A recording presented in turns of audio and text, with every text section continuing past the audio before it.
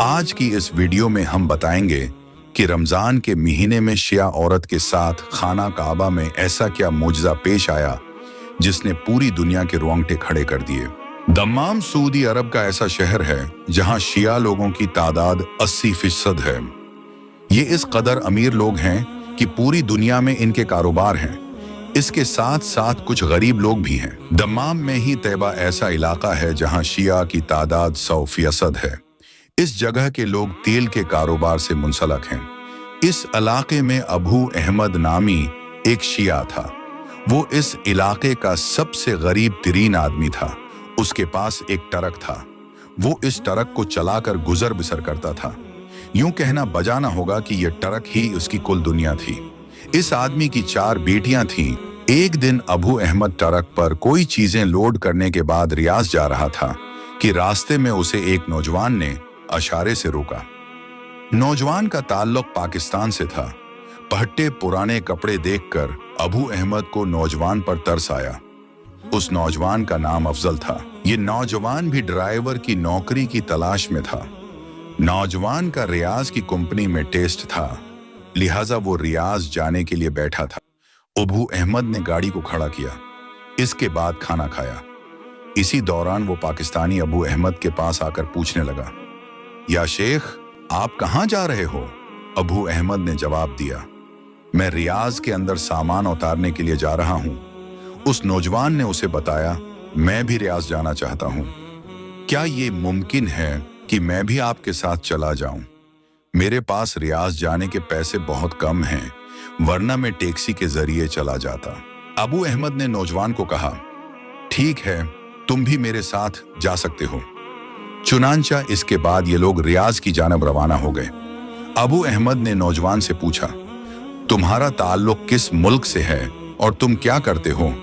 नौजवान ने उसे बताया कि मैं पाकिस्तान से हूं और ट्रक ड्राइवर हूं। एक कंपनी में टेस्ट के लिए रियाज जा रहा हूं। बातों ही बातों में अबू अहमद उस नौजवान को कहने लगा, मेरी 4 बेटियां हैं, जबकि बेटा नहीं, जिसकी वजह से सारा काम मुझे करना पड़ता है। घर की तमाम जिम्मेदारियां मुझ पर आयद हैं। अब मैं बूढ़ा हो चुका हूं। तुम अगर चाहो तो मेरे साथ काम कर सकते हो। मैं उस काम के एवज तुम्हें एक बेहतरीन तनख्वाह दूंगा। नौजवान अबू अहमद की बात पर राजी हो गया। अब उस पाकिस्तानी नौजवान ने अबू अहमद के साथ काम करना शुरू कर दिया। नौजवान सामान को एक जगह से उठाता और दूसरी जगह पहुंचा देता।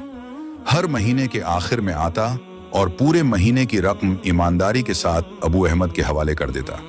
वक्त अपनी रफ्तार से गुजरता रहा। नौजवान के पास तनख्वाह की अच्छी खासी रकम जमा हो गई। 2 साल के बाद नौजवान कहने लगा, या शेख, अब मैं आपके पास काम नहीं करना चाहता। मैं अपना ट्रक खरीद कर काम करना चाहता हूं। ये आपकी गाड़ी की चाबियां और कागजात हैं। अब मैं मजीद आपके साथ काम नहीं कर सकता, जिसकी मैं माफी चाहता हूं। अबू अहमद ने बड़ी ही मोहब्बत से कहा, अफजल, मैं बूढ़ा हो चुका हूं। खुदा के बाद मुझे तुम्हारा सहारा है। मेरी बेटियां जवान हैं, जिसकी वजह से मैं घर से बाहर नहीं निकल सकता। मैं उनकी शादियों के लिए रिश्ते तलाश कर रहा हूं। आज से हम पार्टनर के तौर पर काम करते हैं। ट्रक की आधी आमदन तुम्हारी और आधी आमदन मेरी है। नौजवान अबू अहमद की बात पर राजी हो गया। वक्त गुजरता रहा। एक दिन नौजवान शेख से मिलने के लिए उसके घर गया तो मालूम हुआ कि शेख अबू अहमद इस दुनिया से रुखसत हो चुके हैं। उन्हें गुजरे हुए 20 दिन हो गए थे। शेख की बीवी पाकिस्तानी नौजवान को अपना बेटा कहकर पुकारते थीं। पाकिस्तानी नौजवान को अबू अहमद की वफात का इंतहाई दुख हुआ। इसके बाद नौजवान ने अबू अहमद की बीवी के सामने ट्रक की चाबियां और अपने हिस्से की रकम रख दी। नौजवान फिर कहने लगा, अम्मा जी, मैंने आप लोगों की बहुत खिदमत की, जिसकी आप लोगों ने मुझे मजदूरी भी दी। अब मेरी ख्वाहिश है कि मैं खुद का कारोबार करूं। मैं आप लोगों के लिए किसी और ट्रक ड्राइवर का बंदोबस्त कर देता हूं। अम्मा जी दुखी दिल के साथ कहने लगे, अफजल, मैंने तुम्हें हमेशा अपना बेटा कहा। तुम हमेशा से हमारे घर के अंदर भी आते रहे हो। हमें तुम पर भरोसा है। पाकिस्तानी नौजवान ने गुस्से से कहा, ये पकड़ो अपनी चाबियां, वो सामने आप लोगों का ट्रक है। उसके बाद नौजवान अपने कमरे की जानिब चल पड़ा। वो जमहा का दिन था। इमाम साहब अपनी तकरीर में यतीमों के हुकूक के बारे में बयान कर रहे थे। जिस घर से बाप चला जाए, उस घर की बेटियां रुल जाती हैं, वो घर वीरान हो जाता है। उस घर की बेटियां किस तरह जिंदगी बसर करती हैं, ये वही जानता है। उस घर के करीबी रिश्तेदार साथ छोड़ जाते हैं, पड़ोसी भी हकीर समझते हैं। इमाम साहब ने कहा कि इस दुनिया में कुछ लोग ऐसे भी होते हैं जो मदद करने की बजाय माशरे के सामने उन्हें छोड़ देते हैं।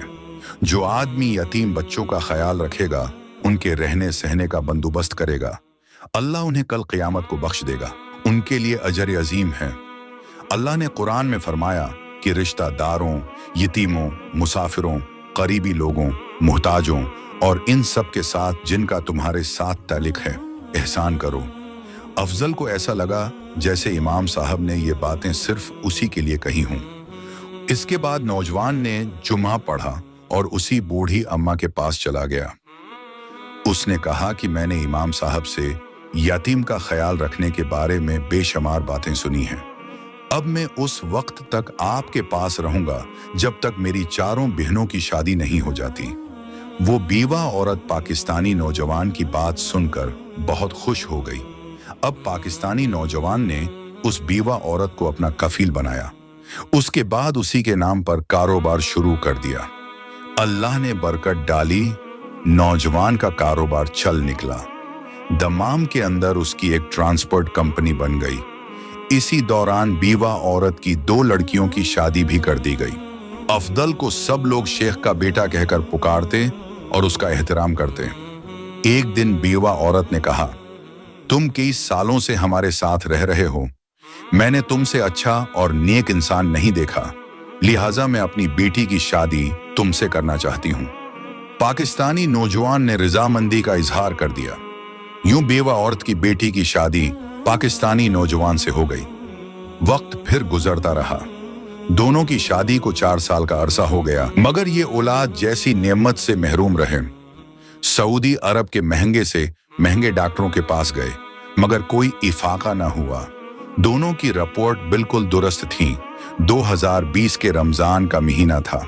दोनों ने पूरा रमजान मक्का में गुजारने का फैसला किया और वादा किया कि वो सहरी और इफ्तारी हरम के अंदर करेंगे। चुनांचा ये रमजान गुजारने के लिए हरम में आए। पहले दिन उन्होंने इफ्तारी की और अल्लाह से दुआएं मांगे कि या अल्लाह हमें नेक औलाद अता फरमा, हम उसका नाम खमीनी रखेंगे। या अल्लाह, इस जगह किसी की कोई दुआ रद्द नहीं होती। दुआएं मांगते मांगते पूरा महीना गुजर गया। ये सिर्फ होटल में चंद घंटे आराम करने के लिए आते थे, बाकी सारा दिन हरम में गुजारते थे। जब ये लोग ईद के लिए घर गए तो इस दिन अफजल को मालूम हुआ कि उसकी बीवी हामिला है। यूं अल्लाह ने उनकी दुआ सुन ली। उनके घर में बेटा पैदा हुआ जिसका नाम खमीनी रखा गया। दोस्तों, आज के बाद मुसलमानों की जानिब से कोई भी हाथ ऊंचा नहीं होगा। मुसलमान एक दिन इस आदमी को याद करेंगे, या अल्लाह मौला हुसैन से मोहब्बत करने वाले को जन्नत में एला मकाम अता फरमा।